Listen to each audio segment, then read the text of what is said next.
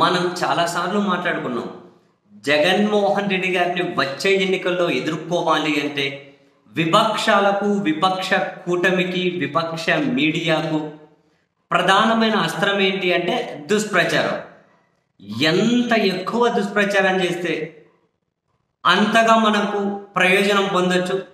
కాదు కూడదు అని జగన్మోహన్ రెడ్డి గారు పదే పదే చెప్పినట్లు తన పాలన నచ్చితేనే ఓటేయండి అని చెప్పి ఆయన అంటున్నారు కదా. మరి జగన్ పాలన నచ్చకుంటే మాకు ఓటేయండి అని మనం పిలిపిద్దామని చెప్పి ఆ ధైర్యం చేయలేరు, ఆ పని చేయలేరు. జగన్మోహన్ రెడ్డి గారు అందిస్తున్నటువంటి పాలనను ధైర్యంగా విమర్శించి, లేకుంటే ఆయన ఇస్తున్న సంక్షేమాన్ని కావచ్చు, విద్య వైద్యం మీద ఆయన తీసుకొచ్చిన సంస్కరణలు కావచ్చు, ధైర్యంగా విమర్శించి అవి బాగలేవు మాకు ఓటేయండి అని చెప్పి అడగలేరు. వీళ్ళది ఒక విచిత్ర పరిస్థితి. సో ఒకటే అస్త్రం. ఏంటి అస్త్రం? దుష్ప్రచారం, దుష్ప్రచారం, దుష్ప్రచారం చేయాలి. వేదిక ఏదైనా కావండి. ఈరోజు వీకెండ్ కామెంట్స్ రాసిన వారాంతపు పలుకులైనా దుష్ప్రచారమే. రోజు తెలుగుదేశం పార్టీ పత్రికలు, మీడియా నిత్యం ఏం చేసినా దుష్ప్రచారమే. వీళ్ళు చేసే విమర్శకు ఒక్క ఆధారం ఉండదు. లేదు, ఎక్కడో ఏదైనా ఒక రవ్వంత ఉందంటే అదే అసలు. ఇంకా ఎక్కడైనా ఒక వ్యక్తికి అన్యాయం జరిగింది అనుకుందాం రాష్ట్రంలో 5 కోట్ల మంది అన్యాయంగానే వీళ్ళు చిత్రీకరిస్తూ ఉంటారు రకరకాలుగా. ఏ స్థాయిలో అంటే వాళ్ళు దుష్ప్రచారం చేస్తున్నారు, తప్పుడు ప్రచారం చేస్తున్నారు, రాక్షసుల గుంపుగా మనం చేసే మంచికి అడ్డుపడుతున్నారు. కాబట్టి ఆ రాక్షసుల్ని అడ్డుకోవడం కోసం ప్రతి ఒక్కరూ కూడా సైన్యంగా నిలబడండి అని జగన్మోహన్ రెడ్డి గారు ఆ విధంగా వాళ్ళ క్యాడర్కు, జనానికి పిలుపివ్వడం కూడా వీళ్ళకపోతే ఈరోజు వారాంతపు పలుకలైన ఇన్ని రోజులు వీళ్ళెవరు జగన్మోహన్ రెడ్డి గారిని ముఖ్యమంత్రిగా గుర్తించలేరు. ఎందుకంటే వాళ్ళ కారణాలు వాళ్ళ కారణాలు ఏంటో రాష్ట్రం అందరికీ తెలుసు. గుర్తించలేరు. అరే, మనం ఒక్కరమే గుర్తించలేకపోతే జగన్మోహన్ రెడ్డిని సీఎంగా బాగోదు. మన మీద జనానికి అంతా ఏహభావం కలుగుతుంది, ఏహభావం. అందుకని మనం రూటు మార్చి నేను ముఖ్యమంత్రిగా అయ్యానా అని చెప్పి ఆశ్చర్యం జగన్లోనే ఉంది. సో జగనే గుర్తించట్లే జగన్ ముఖ్యమంత్రి అయ్యాడు అని చెప్పి ఇటువంటి ప్రచారానికి తెరలేపుదాం అనుకొని ఈరోజు అటువంటి ప్రచారాన్ని కూడా తెరలేపారు. ఈరోజు వీకెండ్ కామెంట్స్లో చిత్ర విచిత్రాలు రాసుకుంటూ పోయారు. ఇప్పుడు ఇది ఎందుకు వచ్చిందో, ఇప్పుడు ఎవరో నివేదిక ఇచ్చారో. రాష్ట్రంలో రాజ్యాంగబద్ధమైన పదవిలో ఉన్న ఒక ఆయనట, అయ్యో చంద్రబాబు నాయుడు గారిని అనవసరంగా అరెస్టు చేశారు అని కేంద్రానికి నివేదిక ఇచ్చారట. సో జగన్ను ఎవరు విమర్శించినా పక్క రాష్ట్రంలో ఉండి విమర్శిస్తారు అని చెప్పి జగన్ విషం కక్కుతూ ఉంటాడట. ఇప్పుడు రాజ్యాంగబద్ధమైన పదవిలో ఉన్న ఈయన కూడా ఆయన నా మీద వ్యతిరేకంగా నివేదిక ఇచ్చాడు కాబట్టి ఆయన కూడా ఈ రాష్ట్రం కాదు అని చెప్పి దాడికి తెగబడతారేమో ఆయన మీద కూడా అని చెప్పి దాన్ని ఎటకారం, అసలు మొదలెట్టడమే ఆ ఎటకారంతో. అసలు జగన్మోహన్ రెడ్డి గారు చెప్పినన్ని అబద్ధాలు దేశంలో ఏ రాజకీయ నాయకుడు, ఏ ముఖ్యమంత్రి చెప్పలేదట. ఒక లైన్ రాశారు, అదిగో ఇది అబద్ధం అని చెప్పి దానికి ఒక సాక్ష్యమన్నా ఉందా? రాసే ధైర్యం ఉండదు, దమ్ముండదు. కానీ ఓకే, ఏదో 4 స్క్రిప్ట్ మాటలు మాత్రం రాసుకుంటూ పోతారు. అర్థమైందా? ఇంకా దారుణం ఏంటంటే, తాను ముఖ్యమంత్రిగా బాధ్యతలు చేపట్టే వరకు రాష్ట్రంలో పేద ప్రజలకు ఆంగ్ల భాష రాదన్నట్లుగా జగన్ బిల్డప్ ఇస్తున్నారట. సర్వరోగ నివారణ జిందా తిలస్మత్ అన్నట్టుగా ఆంగ్ల భాష వస్తే చాలు అని అన్నీ వచ్చి పడిపోతాయని ప్రజలను మభ్యపెడుతున్నారట. తాను ముఖ్యమంత్రి బాధ్యతలు చేపట్టే వరకు రాష్ట్రంలో ఎవరికి ఇంగ్లీషే రాదని ఎక్కడన్నారు? జగన్ అనలేదు రాదని. వచ్చు, చంద్రబాబు నాయుడు గారి కొడుకు వచ్చు, మీ కొడుకులకు, పిల్లలకు వచ్చు, ఇంకా బాగా ఉన్న వాళ్ళకు, బలిసిన వాళ్ళకు వచ్చు. ఇంత డబ్బులు ఖర్చు పెట్టుకుంటే ప్రైవేటు కార్పొరేట్ స్కూళ్ళలో చదివే వాళ్ళకొచ్చు, అంతవరకు వాళ్ళకొచ్చు. కానీ డబ్బులు ఖర్చు పెట్టుకోలేకపోయినా, పిల్లలను కనీసం చదివించుకోలేని స్తోమత లేని వాళ్ళు కూడా ప్రభుత్వ బడులకు పంపితే ఆ ప్రభుత్వ బడుల్లో కూడా ఇంగ్లీష్ మీడియం విద్య నేర్పించాలి అన్నది జగన్ ఆలోచన. ఈ విషయాన్ని నింపుకున్న వాళ్ళకి ఏడకి అర్థమవుతుంది? బాబా వీళ్ళని చూస్తే ఏమైపోతారా బాబు మీరు? నిజంగా జగన్ కనుక మళ్ళీ సీఎంగా కంటిన్యూ అయితే అసలు ఏమైపోతారు మీరు? ఏడన్నమ్మా మానసిక ఆరోగ్య కేంద్రాలన్నా తయారు చేయాలి మరికొన్ని, లేకపోతే అన్న కనుక వీళ్ళకు మానసిక డాక్టర్ల సంఖ్యనన్నా పెంచాలి, రిక్రూట్ అన్నా చేయాలి ప్రభుత్వాలు. ఇంత విషయమా? జగన్ ఎక్కడన్నాడు అంతకుముందు ఇంగ్లీషే లేదని? మీలాంటి బలిసిన వాళ్ళకు మాత్రమే ఉండే, పేదోళ్ళు చదువుకునే స్కూళ్ళలో లేదు, అక్కడ కూడా ఇంగ్లీష్ కావాలి అంటున్నాడు ఆయన. దానికి అబ్బో ఇంకా ఆయన తెలుగు నాశనం చేస్తున్నాడని రకరకాలుగా. తెలుగు నాశనం చేస్తున్నది ఎవరు? సకంగా తెలుగు మాట్లాడలేని వాళ్ళు ఎవరు చూడండి. ఇప్పుడు జనాల మధ్య కనిపిస్తున్నారు కదా కొందరు.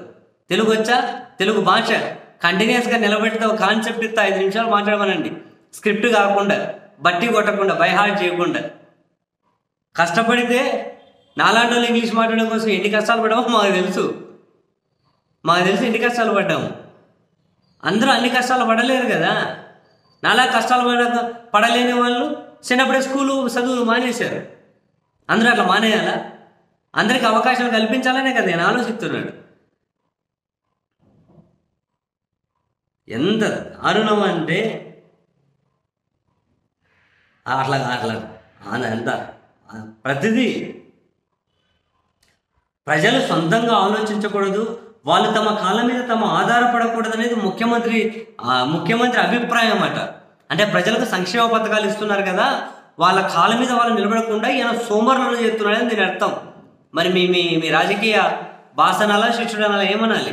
మరి వాళ్ళకి చెప్పండి, సంక్షేమ పథకాలు ఇవ్వవు, అన్నీ రద్దు చేస్తావు, అన్నీ మీ కాళ్ళ మీద మీరు నిలబడుకునేకి షూలు మాత్రం తయారు చేసి ఇస్తాం, గట్టి నిలబడి ఆ షూలు వేసుకుని అని చెప్పండి.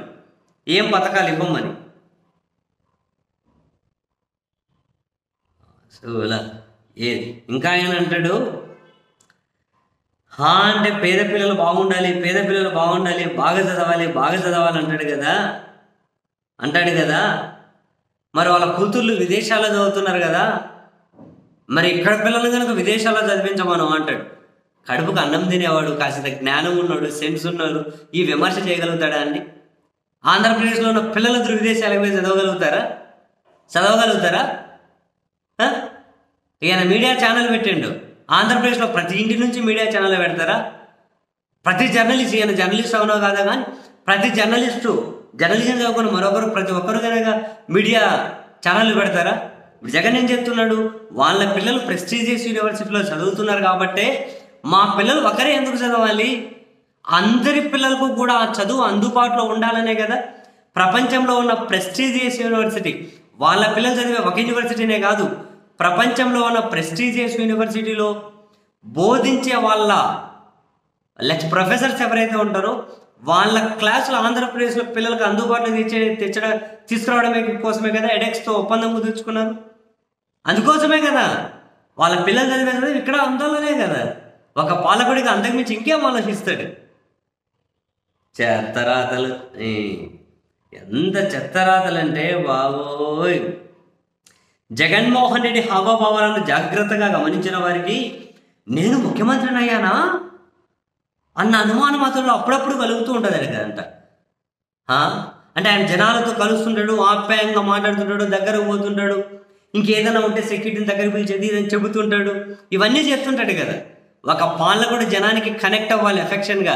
ఒక పాలకుడికి ఉండాల్సిన మొదటి లక్షణం, ఒక నాయకుడికి ఉండాల్సిన మొదటి లక్షణం, ఆ లక్షణాన్ని కూడా ఆయన తప్పులు పడుతున్నాడు చూడు.